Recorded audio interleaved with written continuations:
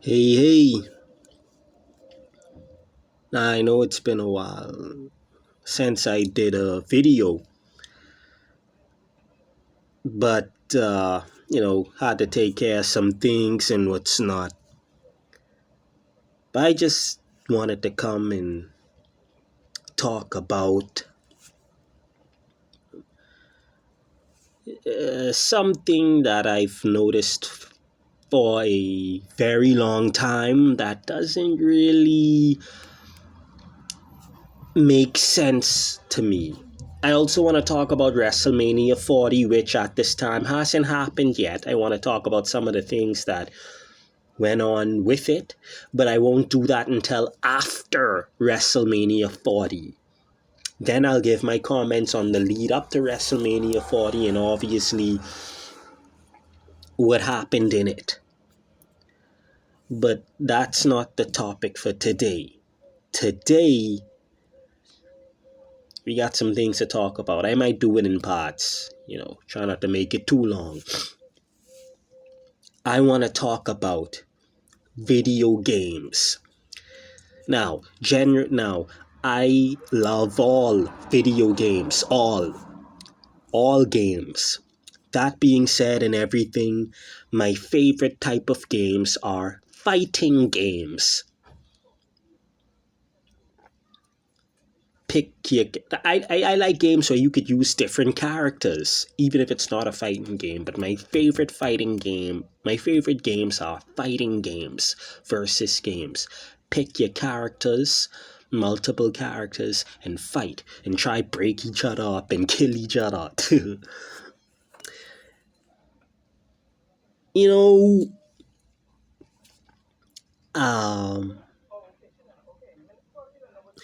but what I have noticed, and I've noticed this in wrestling, I've noticed this in Dragon Ball Z, Naruto, and a few other games. Characters, these are mostly games that have shows and movies and what's not. Characters that should be in the game, no matter what, are not in the game. I'll talk about DLCs another time. Now,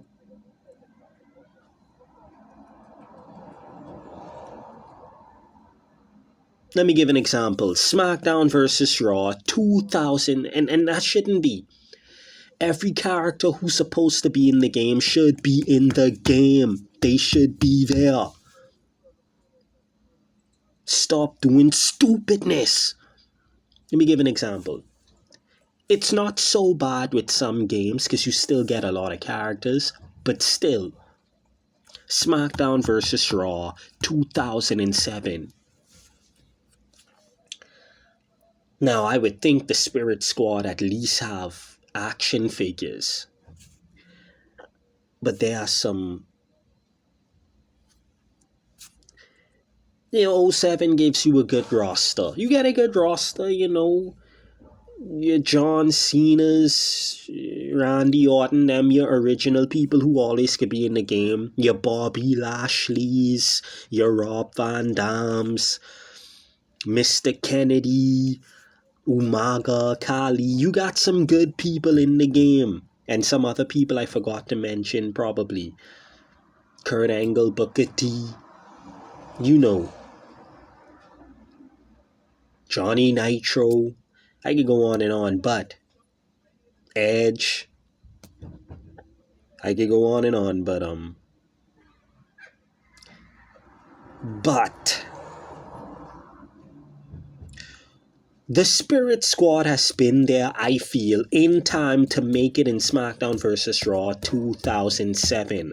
Could someone please tell me why the Spirit Squad is not in SmackDown vs. Raw 2007? I don't care what nobody says. The Spirit Squad might have been goofy. They didn't win every match, but they're not jobbers. They won some good matches, and they have a great legendary, in my opinion, rivalry with DX. Two former world champions, Triple H, Shawn Michaels. They are former tag team champions. They won some good matches. They've been in the world title picture before. Kenny was literally a number one contender for the WWE title of John Cena. Now, Kenny made it to 08 as Kenny Dystra, but he's supposed to be in 07 too with the rest of his crew. 010 ain't supposed to be Dolph Ziggler debut game. 07 supposed to be in the Spirit Squad. Why is the Spirit Squad not in SmackDown vs. Raw 2007? It makes no sense. They supposed to be there. I would have liked to use them. For Pete's sakes, in the Raw entrance, you could see the Spirit Squad. You could see Kenny jumping off the ladder on top of, I think it was Kane or Big Show. They've done some things. They supposed to be in the game. Now let's talk about some Naruto. There are many Naruto games. Well, I'll get back to that. Dragon Ball Z. Okay, now I can understand you put a lot of people in each one, but you probably don't put everyone until the last one to make people buy it. Okay, cool. As long as all of them still have a buggy load of characters, a lot. Part 1 have a lot of characters, cool, but you ain't put everyone yet. Alright, fine. Part 2 have a lot more characters, because it's a sequel, so you're adding more. But you still ain't put everyone, cool. Part 3, I'm not counting online-only games. And I don't care what nobody says, Xenoverse 2 and probably Part 1 is online only. Let's keep it real. I shouldn't have to have problems going offline. It's clearly an online-only game. I don't count that. So until Sparking Zero comes out, which I'm anxiously waiting on that, by far, Dragon Ball Z Budokai Tenkaichi 3 has the most characters, which I love. Plenty characters to choose from. But this game suffers from what I'm talking about as well. You get Spopovich. I'll talk about story modes in another video. But you get Spopovich. Cool. I used to think his name was Smokovich. or Smoker Bitch. Sorry guys, I don't use profanity. I'm sorry. But where's his boy? Why? I can't remember his name. Why is the guy he hangs with, the skinny one? How come he's not in the game? Now, some of these characters are in Legendary Warrior, the app game for Dragon Ball Z, which is also a very fun game. Don't sleep on some of these app games now for your phone. That's fun as well. They give you a lot of characters too, but of course, they also suffer from what I'm talking about. But I'm talking about Tenkaichi 3 right now. Where's he? Where is all of the Dark Dragons? Why do you only get Omega Shenron and the Rare Dragon who turns gold? I know some of the dragons were only in one episode, but because of their connections to the story, they still supposed to be in the game. Where's the first dragon Goku defeated? Where's the female dragon who turns into the monster? I can't remember all their names. Where's these other dark dragons, and especially the blue dragon? Where's the blue dragon who I think is the brother to the red dragon? He caused a lot of trouble. He for sure supposed to be in Tenkaichi 3. Where is he? Where's General Rildo? Where's the other characters who was in Dragon Ball GT Chronicles, I think it was called, before they dealt with Baby and everyone else? The guy with the long blue head, where is he? Where are these people? They supposed to be in the game. And I say no DLC. Just put them in the game and make them easy to unlock. I prefer, well, I'll talk about that in the next video. Where are these people? I could go on and on. Where are these people? Where's Yamu? Or the guy with the white helmet in the Barbary saga? Where is he? Where are these people? Where's the green dragon they faced before, after Yamu, I think, and before Dabura? Where's that dragon? The green one? Now let's talk about Naruto. It's many other games. I just listed off a few. I don't care what nobody says.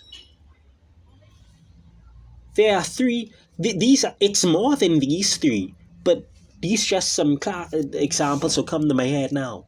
There's 3 sound ninjas that were hired by Orochimaru inside the first tournament of Naruto.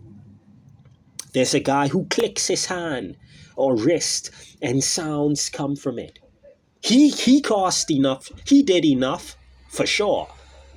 Then there's the guy who Sasuke breaks, just demolished. With the black hair, Sasuke mash him right down. You know, with Sakura, you know, had trouble with them 3, Sasuke break all 2 hands. And then there's the girl who Shikamaru beat.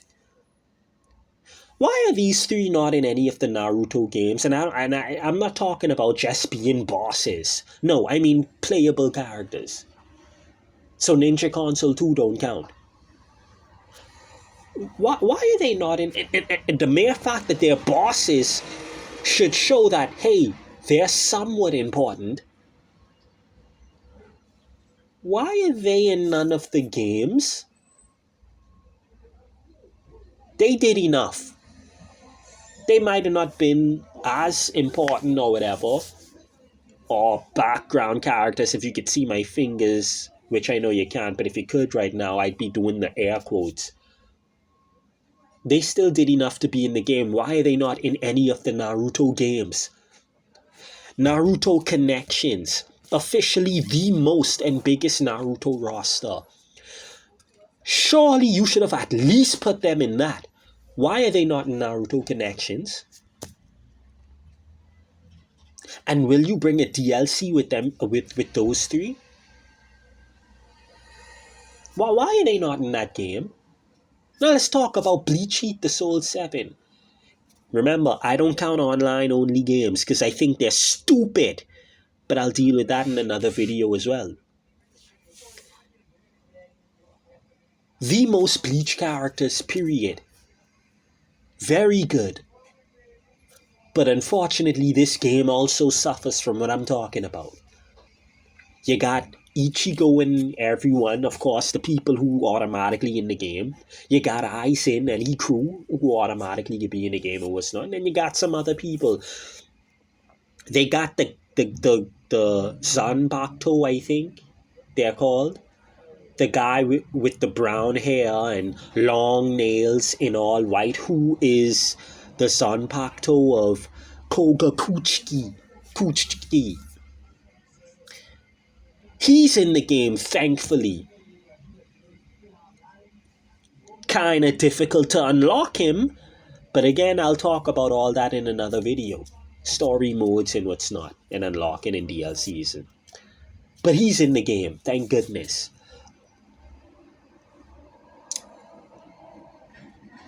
But remember, even though he was the main enemy of that saga, he was still in service and basically worshipping. He was really caring for his master, Koga Kuchiki, who also did a lot. But the fact that he still sees Koga Kuchiki as his master, just that alone. Where's Koga Kuchiki?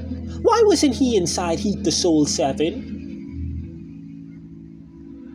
You could give us all 2 his forms when before he looked like a zombie and after. You ain't even give us one of his forms. Where's Kogakuchi? Where's the scientist guy who they had to fight after Aizen with the long collar? And I think you know who I mean, who had control over the Soul Society for a bit. Where's he?